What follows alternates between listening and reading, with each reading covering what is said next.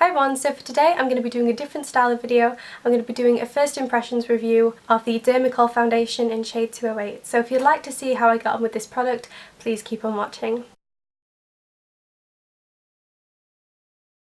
So to begin with, I've already moisturised and primed my face. I used the simple Illuminating Radiance Cream mixed in with Strobe Cream by MAC and Peachlight. I got really excited the other day and I thought, do you know what, I'm just going to order this foundation, and it came. I am so excited to use this. Straight up, the packaging is wrapped up. It's just a really nice foiled look. On the box it says Dermacol Film Studio makeup cover. The packaging also says that the product is waterproof, SPF 30 and hypoallergenic. So this is an oil-based foundation. It contains paraffin, petroleum. Those are typically things that you would find in oil-based foundations. It also contains talc and silicone. Silicone is the product that smooths over your pores and makes everything look nice. The biggest ingredient on the list is titanium dioxide, which is used in sunscreens, and that is the thing that gives the most flashback in photography. That's what the instructions look like. The tube is actually a bit bigger than I thought it would be in person. It looks really nice. It's like a nice shiny paint tube, I suppose. You get 30 grams worth of product, which is quite a bit. It's sealed. I haven't swatched this before. I got the shade 208 by the way. Just for reference, I'm probably at MAC NC10 or even a little bit paler. Oh dear, oh dear. Literally just popped it and it won't stop. Like, it won't stop coming out of the thing. Wow, so this looks really pale. It looks quite pink, to be honest. I didn't even squeeze it, it just came out. Oh my god. So this looks like a lot of product. I was going to swatch it, but I think I'm just going to have to just apply this. To apply foundations, I normally use a beauty blender because I find that that gives me the most flawless finish. That's what I'm going to be doing today. Right, so I'm just going to use this amount and I'm going to use it on this half of my face. It does look really pink, like neutralish pink, but I think this might be a bit too much. I know it looks quite nice. Good colour match, I think. I've literally just used the teeniest amount. I'm just going to rub that in a bit. Ooh, wow. So this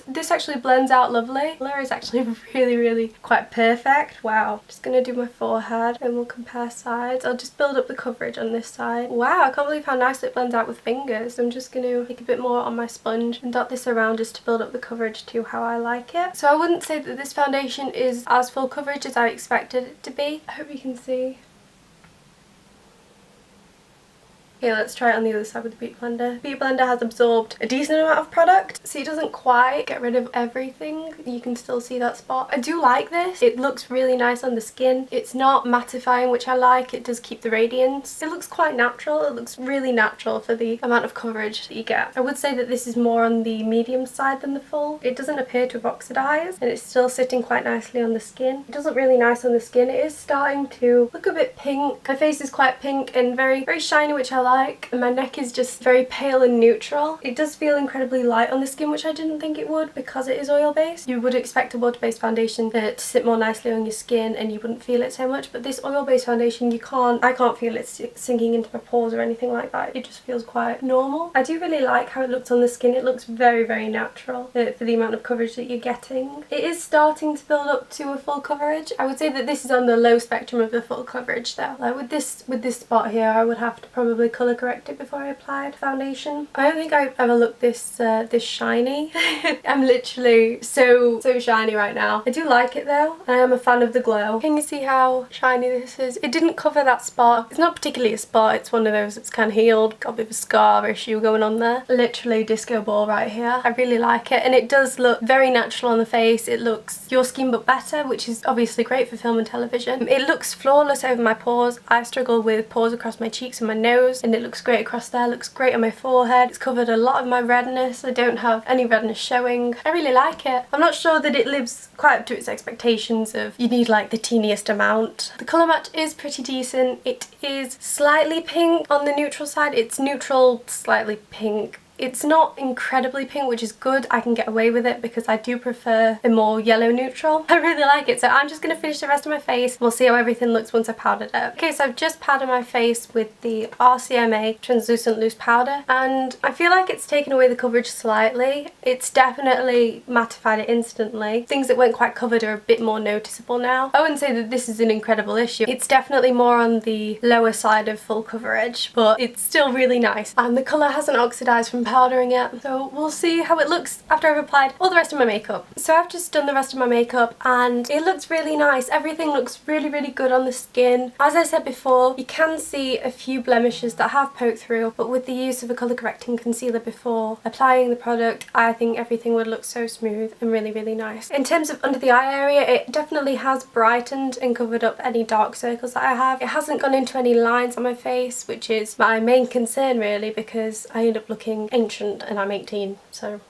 As I've applied other cheek products, it hasn't taken away any coverage of the foundation, it hasn't smudged anywhere. It's just sitting very nicely on the face. I can't really feel it on my face. Having said that, I am used to a full coverage foundation on the daily, but I can't feel it on my face, and I am used to water-based foundations which are generally lighter on the skin. Even though this is an oil-based foundation, it does feel very comfortable. It does still look very poreless, especially after applying the powder. I really like it. I would probably wear this again. I think that you get quite a bit of product for your money. It is very pale, which I didn't expect it to be this pale. I expected it to be like drugstore pale, which is not very pale. It's an incredibly pale shade. I'm gonna check in at the end of the day, I think, to see how it goes. But yeah, right off the bat, I would definitely use this foundation again. Hi everyone, so I've been wearing this foundation for 8 hours so far, and it doesn't look so great, to be honest. I'm quite disappointed with how this one is. It's starting to go a bit freckly. Like, it's really, really odd. I'll show you in a second. Overall, from a distance, it looks nice. The colour has not oxidised. I would say that the coverage may have worn off slightly throughout these parts of my face. It feels a little bit dry around my chin and my mouth, and it is feeling a bit dry across other areas of my face. My nose is starting to get a little bit oily in the corners, but that's pretty normal for me. I just powder those. It does still look okay. It doesn't feel as comfortable to wear, especially because it does feel quite drying. My skin is very combination. It can be very oily towards my nose and my cheeks, but it also gets very dry around my mouth and my chin, and this is really shown with the foundation today. It looks okay. It doesn't look too bad. It does look a bit odd, so I'll just do some close-ups right now of what I mean by the freckling of the foundation. I hope that you can see this, but it seems to have gotten freckles. Like, this is really bizarre.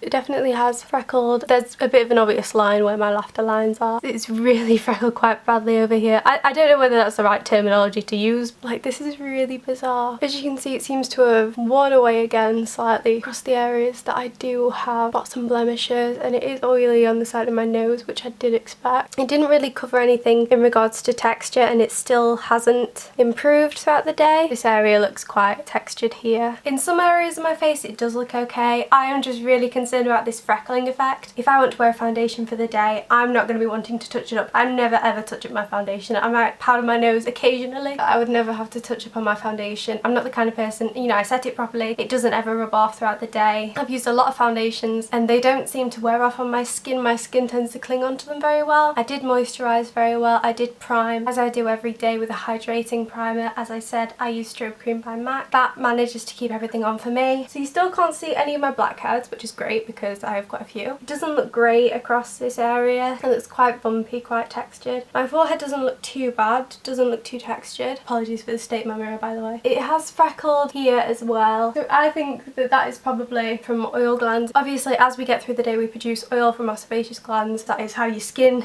keeps everything ticking, and you would expect a foundation to just absorb it, deal with it, and control it. But this, it seems to have really not worked. Because it's an oil-based foundation, I expected it to be quite hydrating, but the oil itself, it seems to have dried out. It seems to be really, really drying. So what are my final thoughts on this Dermacol foundation? I do kind of like it. I do like how glowy it is when you first apply it. I do think it would be good for photo shoots that don't take too long. I think it would be great for a really dewy makeup look, but obviously the photo shoot would have to be over quite quickly, or if it's a look where the model has their makeup done quite a few times over a period of hours, you can take the entire makeup off, redo it with this base. I do quite like it when it's not been powdered. It's just not a look that I could do throughout the day, and it's not a comfortable look. On film and television it would probably look good, and in magazines it would look great for the radiant finish. It's not something that would be wearable on an everyday basis just because of how shiny and how oily it is. I'm probably not going to wear this again unless I wear it with another foundation, perhaps if I mix it in. I don't think that the coverage was incredible. I think that I have foundations which outrival coverage wise. The Urban Decay All Nighter foundation in 0.5 is perhaps a more neutral yellow shade as opposed opposed to this being a neutral pink. I think that it covers more and it wears nicer throughout the day. Likewise, my 17 Staytime foundation in Soft Ivory, that has a lot more pigment to it. This is supposed to be 50% pigment, so I do wonder what my other foundations are, because this isn't as good as I expected it to be. But I do like it, especially if you're just wearing it for a few hours. Some people choose to not wear foundation for so long. I mean, it has only been on for 8 hours, so this is like a typical working day. So if you put it on before you go to work, you don't really want to be leaving the office with freckles. You don't really want to be coming home and having to apply foundation again if you're going out. Ideally, you'd want to be leaving the office with as good a face as you walked in with, which I do have foundations that match that criteria. By all means, I think it would be definitely good to check out this product. I got it off Amazon from a seller who was selling it for about £11 something. They seem like a proper seller, and I'm pretty sure that this was the real McCoy. Oh my gosh, every time I open it and it pours out, oh my gosh, it literally won't stop. So bottom line, would I recommend this foundation? No.